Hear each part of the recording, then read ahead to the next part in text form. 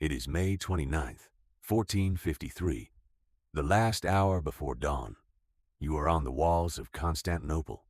You have been here for 53 days. Your hands are cracked. Your eyes burn. The man beside you has not spoken in hours. Below, the Ottoman camp stretches to the horizon. 100,000 men. You stopped counting fires weeks ago. Tonight it is quiet, almost peaceful. Then, a sound. Not cannons, not war drums, boots on stone. Inside the walls, you turn. And in the shadows of a small postern gate called the Kerkaporta, left open, you see them. Ottoman soldiers, already inside, moving fast, silent. The gate was left open. No betrayal, no order. Someone simply forgot to lock it. And in that single moment, the Roman Empire died. To understand what was lost, you must understand what Constantinople was. Not just a city. The last living heartbeat of Rome. Eastern Rome. Byzantine Rome. A civilization that had survived the fall of the Western Empire.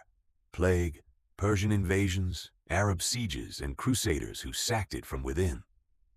For 1100 years, it stood at the crossroads of the known world, its massive walls rising from the Bosphorus like the spine of history itself.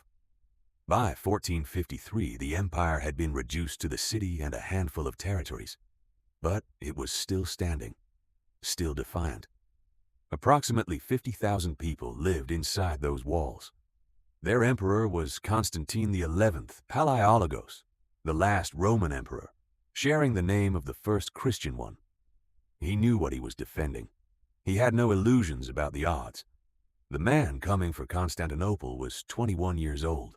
Sultan Mehmed II had taken the Ottoman throne at 19. Educated, brilliant, and consumed by a single ambition, this city. He had studied its walls since childhood. He had read every account of every failed siege, and he intended to be different. He arrived with an army between 80 and 150,000 men. Constantine had fewer than 10,000 defenders. Soldiers, citizens, Genoese mercenaries, a handful of Venetians who chose to stay when their countrymen fled. Against 1,000 years of stone, Mehmed brought something new. He brought cannons. The Theodosian walls were nearly 12 meters high, 5 meters thick, a double ring of stone that had broken every siege for 1,000 years. No army had ever breached them from the outside. Mehmed had commissioned a Hungarian engineer named Urban to build the largest cannon the world had ever seen. Urban had first offered his services to Constantine. Constantine could not afford him, so Urban went to Mehmed, and Mehmed gave him everything. On April 6th, the bombardment began. The walls did not collapse immediately. Every day, stone cracked. Every night, the defenders filled the gaps with rubble, timber, barrels of earth. They repaired what the dawn destroyed. Then the cannons fired again. 53 days of this. The promised aid from Western powers, Venice, Hungary, the Pope, never came in any meaningful form. The defenders were alone, and they knew it. Constantine had already been offered terms, surrender and rule the city as an Ottoman governor. He refused. Again and again, he refused. By mid-May, the walls were crumbling, not to stone but to timber and earth. The men holding them were crumbling too. On May 29th, Mehmed ordered a final total assault. The irregulars came first. Wave after wave, the defenders repelled them. Then the Anatolian regulars. Again, the defenders held. Men who had not slept in 7 weeks were somehow still standing. Then, the Genoese commander Giustiniani was hit. A bolt or a gunshot. Serious. He was carried from the wall. The rumor spread like fire through dry wood. The commander is dead. The wall is lost. Discipline fractured. Panic moved through the Byzantine lines. And then someone remembered the Kerkaporta, a small side gate used during the battle for quick sorties against the Ottoman flanks. In the chaos and exhaustion of the final assault, it had been used and not closed, not locked, not guarded. Ottoman soldiers found it. They poured through. Within minutes, the Ottoman flag flew from a tower above the walls. The defenders saw it. and then it was over. Once the Ottomans were inside, the organized defense collapsed. The city was not built for fighting from within. It was built to keep an enemy out entirely. Once that geometry failed, everything failed.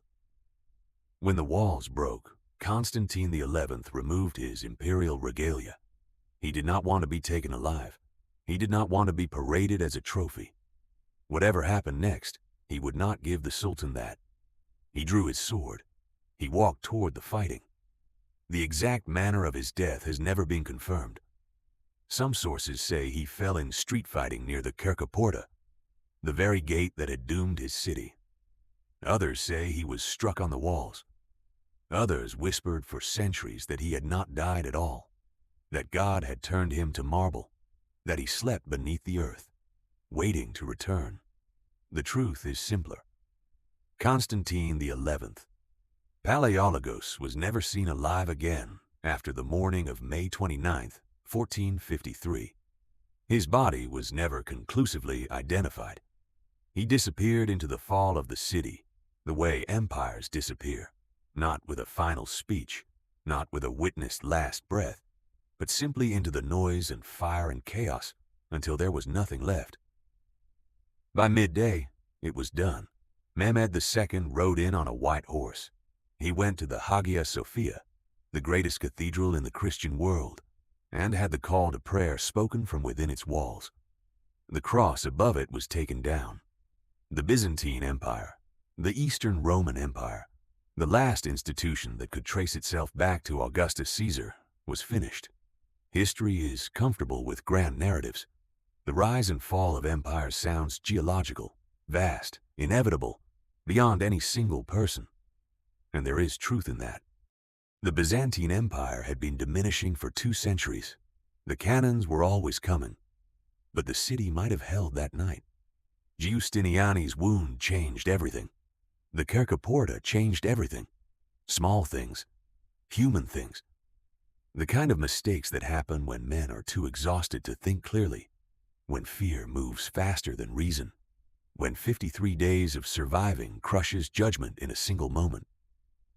Empires do not always end the way history books describe. In grand battles, decisive moments, noble last stands. Sometimes they end in a gate left unlatched. Sometimes in a rumor that runs through tired men in the dark. The Kerkaporta still exists. It is still there, in the old walls of Istanbul. Tourists walk past it. Most do not know what it is. One gate, 1100 years, left open.